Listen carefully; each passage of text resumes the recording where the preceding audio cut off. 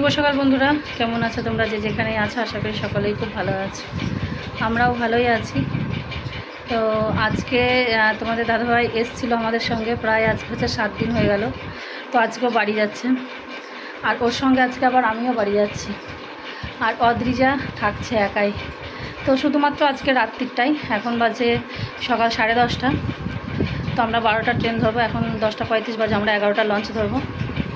আর রান্নাবান্না সব করে রেখেছি। অদ্রিজা রাত্রিতে পড়া আছে, এসে রাত্রিটা শুধু পাশের বাড়িতে থাকবে, পাশের ঘরে, আর না হলে ওরা কেউ এসে আমাদের ঘরে থাকবে। তো ওই বলেই যাচ্ছি। আর কালকে আবার আমি চলে আসবো, একটু দরকার আছে সেই জন্য যাচ্ছি আর কি।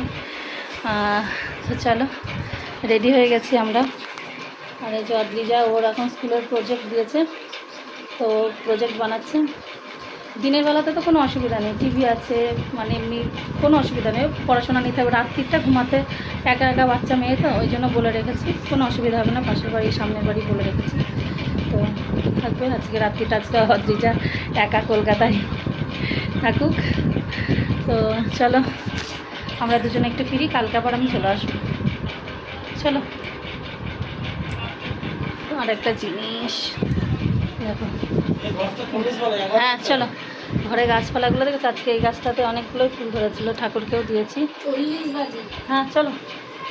তো চলো, টাইম হয়ে গেছে আমাদের, আসো।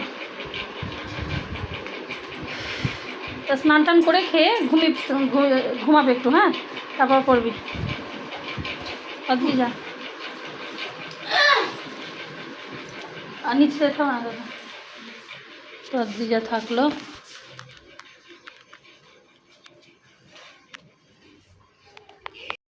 তো বন্ধুরা, যারা আমার ভিডিও দেখো, 2-1 জন যারাই দেখো, তারা জানবে যে কিছুদিন আগে আমার পায়ের পরিস্থিতি খুব খারাপ হয়েছিল। পায়ের মধ্যে ইন্টারনাল ব্লিডিং হয়ে পা পুরো ফুলে গেছিলো, যেহেতু আমি রক্ত তরল হওয়ার ওষুধ খাই।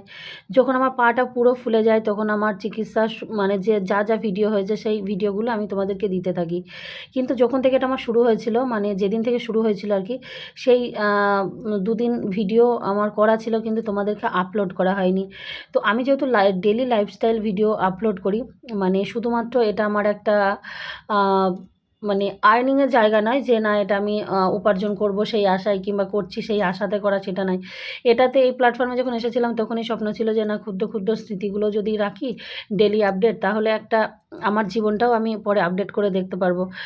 তো সেই জন্য আর কি। তো এই 2 দিনের ভিডিও কিন্তু দেওয়া হয়নি। তো 2 দিনের ভিডিও আমি এখন দিচ্ছি। যেদিন আমার পায়ে ব্যথা প্রথম শুরু হয়, সেই দিন হচ্ছে তোমাদের দাদাভাই কলকাতায় ছিল, তো ওর সঙ্গে আমি বাড়িতে ফিরছিলাম। তখন কিন্তু আমি সম্পূর্ণ সুস্থ ছিলাম। তো একদিনের জন্য অদ্রিজাকে বাড়িতে রেখে, কলকাতায় রেখে, তো এখানে আমার ননদের বাড়ি আছে পাশের ঘরে, ওদেরকে বলে আমি অদ্রিজার বাবার সঙ্গে একদিন বাড়ি গেছিলাম, যে বাড়িতে আমটাম আছে সেগুলো নিয়ে আসবো, কারণ ও পরের সপ্তাহে আসবে না। তো সেই দিন ট্রেনে যেতে যেতে কালনা স্টেশনে ঢোকার আগে প্রচণ্ড বৃষ্টি, মানে এত বীভৎস বৃষ্টি যে 15-20 মিনিট ট্রেন চলাচল করেনি, আটকে ছিল।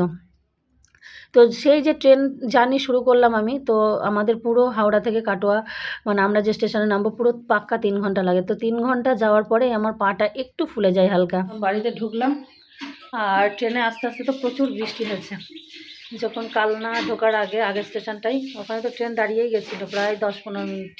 মানে এত বীভৎস বৃষ্টি যে ট্রেন চালানো অসম্ভব। তা এখন ঢুকলাম, আর প্রচুর বৃষ্টি হয়েছে। আমরা আসছিলাম তো ঝিরিঝিরি বৃষ্টি হচ্ছিল, দাঁড়ায়নি, মানে ভিজে ভিজে গেছে একটু একটু। আর অবস্থা দেখো, বাড়িতে মানুষজন না থাকলে কি হয় দেখাচ্ছি তোমাদেরকে, ব্যাক ক্যামেরায় দাঁড়াও। যে কথাটা বলছিলাম আর কি, তারপরে তো বাড়িতে চলে আসি, প্রচুর বৃষ্টি হচ্ছে। আর সেইখান থেকে ভাবলাম যে পায়ে হয়তো ট্রেনে এসেছি, তাই জন্য পায়ে ব্যথা করছে। তো সেই দিন থেকে আমার শুরু। তো প্রথমে আমরা ভেবেছি, আমি নিজে জানি যে আমার পায়ে কোনো মচকা লাগেনি, চোট পাইনি। আর এই যে তোমার দাদাভাই বলছে না চোট লেগেছে, ও যাকে বলছে যে এরকম এরকম হতে পারে তারাই বলছে চোট লেগেছে, কিন্তু আমি যেহেতু জানি নিজের শরীর, আমি যদি কোথাও ব্যথা পেতাম, চোট পেতাম, কিন্তু আমি নিজে বুঝতে পারতাম, কিন্তু আমার চোট লাগেনি। তো সেইটাই আস্তে আস্তে ভয়ঙ্কর একটা আকার ধারণ করেছিল, যদিও এখনও পর্যন্ত আমার পা ঠিক হয়নি, এখনও পর্যন্ত এটা চিকিৎসার মধ্যে আছে, এখনও পর্যন্ত ব্যথা যন্ত্রণা সবই আছে। যে ভয়ঙ্কর পরিস্থিতি হয়েছিল সেইটা কমেছে। তো সেইটাই ভিডিওটাই আজকে তোমাদেরকে আপলোড করছি। আর এই যে ড্রাগন, এটা হচ্ছে অদ্রিজা লাগিয়েছিল। অদ্রিজা টিউশন যেত, ওখান থেকে একটা ছোট্ট ডাল এনে লাগিয়েছিল। তো এই গাছে 3টে ড্রাগন ফল ছিল, ওই জন্য অদ্রিজা আরও বলল যে মা তুমি যাও, না হলে আর অদ্রিজার বাবা সামনের সপ্তাহে আর যেতে পারবে না, যেহেতু ওখানে কাটিয়ে আসলো অনেক দিন। তো এই জন্য আরও আশা যে একটু ফল মানে আম, গাছের আম, তারপরে হচ্ছে এই ড্রাগন নিয়ে যাব। তো ওই পাশে যে ড্রাগন ফলটা দেখছো, ওই ফলটা কিন্তু অনেক কদিন পেকেছে। আমাদের এখান থেকেও ফোন করেছিল আমার এক মানে ভাসুর।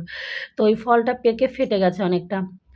আর ওই ফলটা আমরা বাদশার দিয়ে বাড়িতে কেটে খেয়েছিলাম। আর ওই যে 2টো ফল, সেই 2টো আবার কলকাতায় নিয়ে এসেছিলাম। তো এসেই দেখো এই যে মাঠে চলে এসেছি, কারণ মনটা তো মাঠেই পড়ে থাকে। আর মাঠে এই যে কারণ যেহেতু আবার আমি আগামীকালই বেরিয়ে যাব, শুধুমাত্র রাতটুকু, এখন বেজে গেছে 4টে 4:30।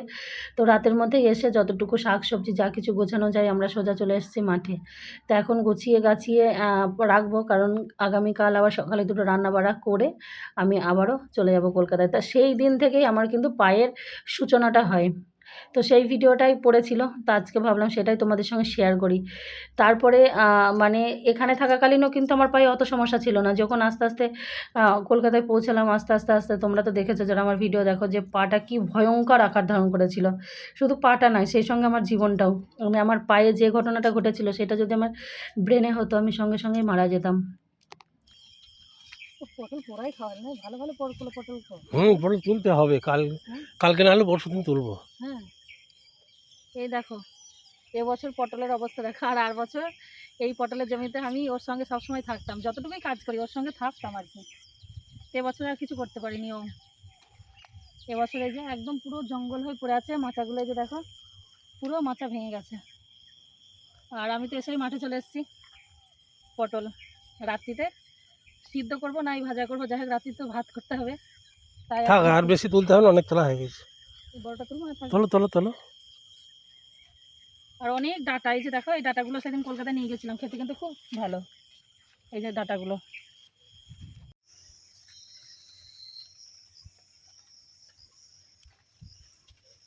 ওইভাবে পড়লে আম ভালো হবে না, সে ঝড়ে পড়াও যা ওই পড়াও তো সেই একই ব্যাপার হয়ে যাবে। কি করছো?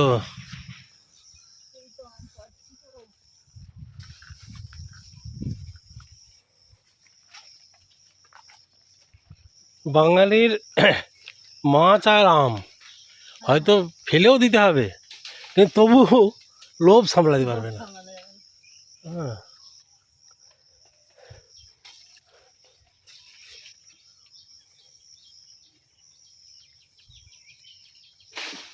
ঠিক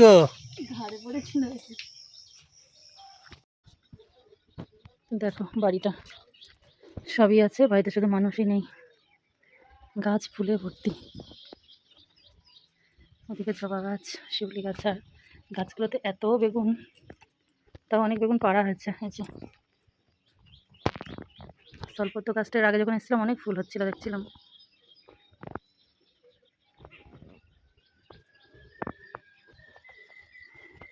এই আম গাছটা আর ওই জাম গাছটা এই কিছু মাস আগেই নিয়ে এসে লাগালাম। মানে জামটা আমার খুব প্রিয় একটা ফল, ফলের মধ্যে। তো অনেক শখ করে গাছটা লাগিয়েছি। আর আজ এই শখের বাড়ি ঘর ছেড়ে কোথায় বসবাস করছি।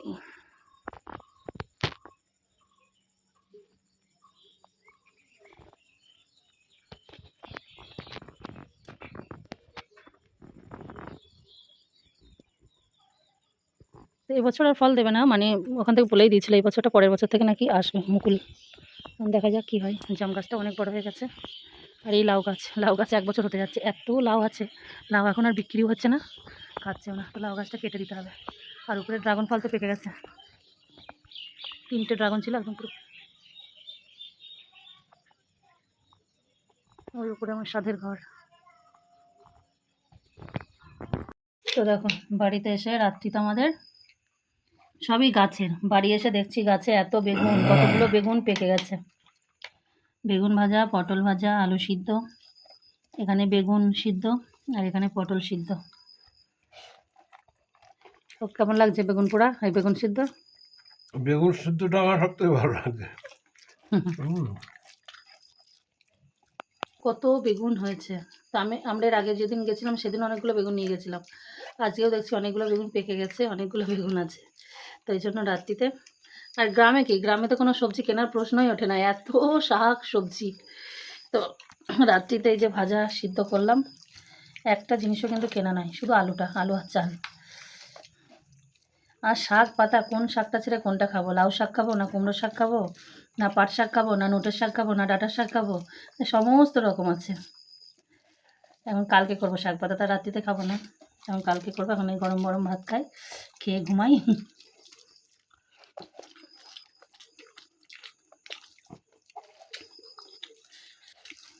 দুর্দান্ত লাগছে গরম ভাত।